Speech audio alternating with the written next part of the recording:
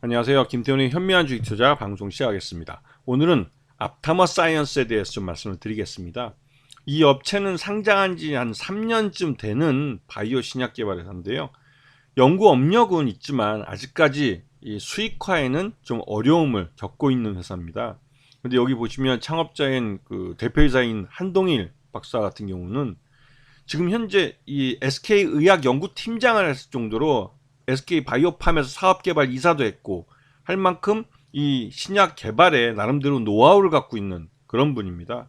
그래서 처음에 상장을 할 때는 시장에서 굉장히 좋은 평가를 받고 상장을 했지만 그 이후에 이 사업화에 대해서 여전히 진전이 없는 그런 모습을 보이면서 주가는 꾸준히 흘러내렸습니다. 그리고 이 회사가 그나마 돈이 되는 진단 쪽은 이 코로나19 같은 것과 다르게 다른 진단, 특히 폐암 진단 쪽 같은 좀 어렵고 힘든 그런 진단 시약 쪽을 하고 있기 때문에 아직까지 결과를 못 내고 있었죠. 하지만 최근에 나름대로 진보한, 그러니까 말 그대로 이 효과, 이 사업화에 의미 있는 진전을 보였습니다.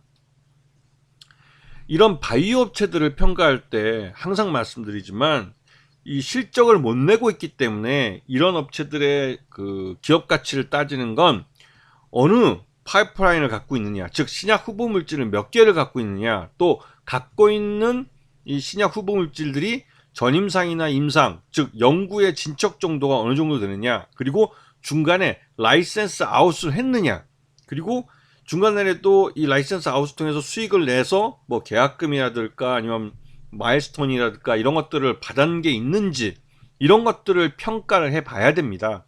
그렇지 않으면 이런 바이오 업체들은 일반인들이 알 수가 없어요. 뭐 알 수 없다는 게 이 기술이 진짜인지 이 연구 개발하는 R&D 하는 것이 진짜로 성과를 낼 수 있는 그런 R&D를 하는 것인지 알 수가 없습니다. 한 예로 헬릭스미스 같은 경우는 상장한 이후로, 그러니까 바이로메드라는 회사 이름으로 상장한 이후로 굳이 10년 동안 시장에서 거의 5, 6조 원 정도 되는 그 유상증자를 통해서 자금을 계속 받아가면서 10년을 연구했지만 결국 마지막 임상 3상에서 실패한 걸로 결과가 나오고 있습니다.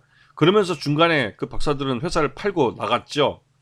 10년 동안 그 헬릭스미스에 자금을 대준 투자자들은 바보된 겁니다.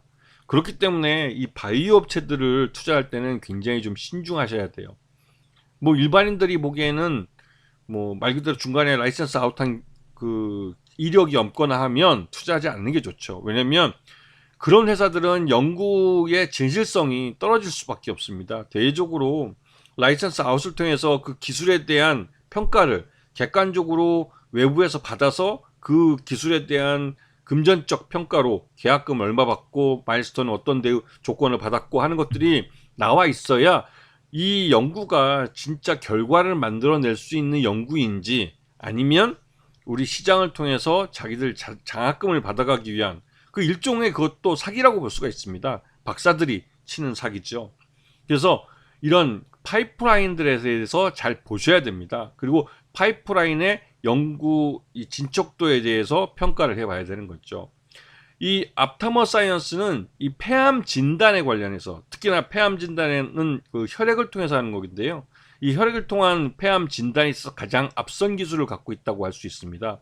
요번에 사업화를 처음 시도했고요. 이 물질별 신약 개발 히스토리 같은 경우도 나름대로 이 회사가 얼마만큼 그 신약 개발에 대한 업력을 갖고 있는지 또 경험을 갖고 있는지 이런 것들을 볼 수가 있습니다. 그래서 이 회사가 지금 진행하고 있는 것들이 이러한 내용들을 갖고 있고요. 그리고 진단 소재에서도 이 회사는 나름대로 플랫폼을 구축할 만큼 기술력을 갖고 있는 회사입니다. 자, 이 회사가 지금 폐암 조기 진단 키트 사업화를 진행하고 있어요. 이를 위해서 GMP 시설도 공장도 지금 이제 이런 그 진단 시약을 갖고 진단 키트를 만드는 이런 공장 GMP 시설을 갖추기도 했죠. 이 말은 실제로 사업화, 대량 양산을 위해서 한 단계 더 앞서가 한 단계 진보했다는 것을 의미합니다. 그렇게 해서 지금 연간 10만 키트를 생산할 수 있는 GMP를 확보했고요. 그럼 여기서 이제 10만 키트를 소비해 줄 수 있는 병원들을 찾아야 됩니다. 근데 그런 면에서 이 회사는 요번에 이 뒤에서 이제 설명하겠지만 이러한 뭐라 할까요? 이 폐암 진단 키트 앞토디렉트렁, 발음이 좀 어렵죠. 앞토디렉트렁이라는 것을 상급 병원에서 비급여로 검사를 시작했다는 것. 즉 이제 보험에, 전국민 의료보험의 혜택은 받지 못하지만 상급 병원에서 의사의 처방으로 이런 비급여 검사를 하면 이 유료와 그 돈을, 그러니까 이 비용을 차지를 받을 수 있는, 즉 수입 사업이 됐다는 것을 의미하기도 합니다. 그러면서 주가가 빵 반등이 나왔죠. 자, 그런데 이 회사의 뭐 실적 보시면 요번 1분기에 뭐 7,800만 원, 작년 1분기에는 5,900만 원. 이것이 R&D 하는 회사들은 대부분 다 별 볼 일 없습니다. 그런데 이 팜관비 해가지고 이 박사들 월급 줘야 되고 해서 나가는 돈은 작년엔 11억이고 올해는 25억이 나가게 됐죠. 굉장히 큰 돈이죠. 이 회사가 3년 차라는 게 의미가 있습니다. 대부분 이제 IPO에서 특히 이런 기술성 검증을 통해서 들어온 업체들은 3년 정도 되면 그때 공모했을 때 한 100억 정도 되는 돈이 거의 떨어질 때가 됩니다. 그러면 유상증자를 해야죠. 최근 들어서 이런 처음으로 수익 사업화할 수 있는 아이템을 잡은 것도 이런 유상증자를 위한 하나의 그 호재성 재료를 내놓은 거라고 볼 수가 있습니다. 자, 최대주 지분이 30.11%예요.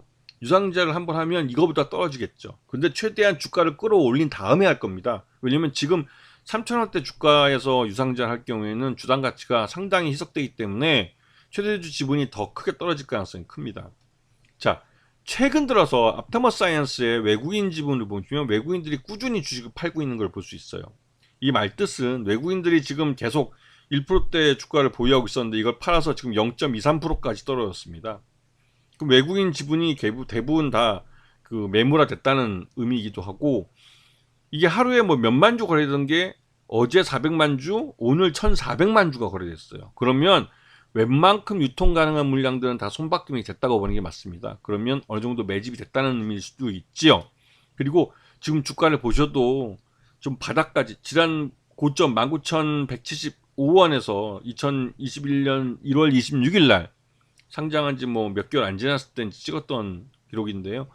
여기서부터 19,000원부터 계속 흘러내려서 지난 5월 15일 날 3,295원의 최저점을 찍었습니다. 그리고 나서 주가가 이제 요번에 그 앞토 디텍트렁이라는 그 혈액 기반의 그 폐암 진단 키트를 시장에 내놓으면서 처음으로 돈을 벌 수 있는 아이템을 갖게 됐다는 그런 의미로 주가가 끌어올려지고 있는 거죠. 이렇게 해서 주가가 상당히 좀 끌어올려지면 유상증자를 부를 가능성이 있습니다. 이런 바이오 업체들은 어쩔 수 없이 이제 유상증자를 부르는 거죠. 왜냐면 지금 비급여 검사기 때문에, 이 비급여 검사기 때문에 이거를 많이 남발할 수는 없어요. 의료보험에서 커버를 안 해주기 때문에. 왜냐면 의사들은 그 자기가 진단한 것에 대해서 이게 뭐 어느 정도 이제 고가일 가능성이 있는데요. 그렇게 되면 그에 대해서 설명을 해야 됩니다. 물론 폐암에 걸리신 분들 같으면 뭐 돈이 아깝지 않겠지만 이거는 진단 키트이기 때문에 폐암이 걸렸는지 안 걸렸는지를 찾아내는 그런 키트예요. 즉 치료제가 아니라는 뜻이죠. 근데 이런 것들을 잘 보시고 보면 앞타머 사이언스의 갑작스러운 주가 급등, 특히나 이제 바이오 업종들이 지난 2년 그 코로나 이후에 주가 상당히 많이 떨어져 있는데요. 이 대부분 이렇게 많이 떨어져 있으면 주가가 떨어졌다는 이유가 또 하나의 그 저가 매수세의 이유가 되기도 합니다. 근데 이런 종목들을 잘 찾아보시면 의외로 이 바이오 업종들은 좀 바닥에서 잡을 수 있는 기회를 잡으실 수 있을 거예요. 아시겠죠? 자, 오늘 방송 여기서 마치겠습니다. 감사합니다.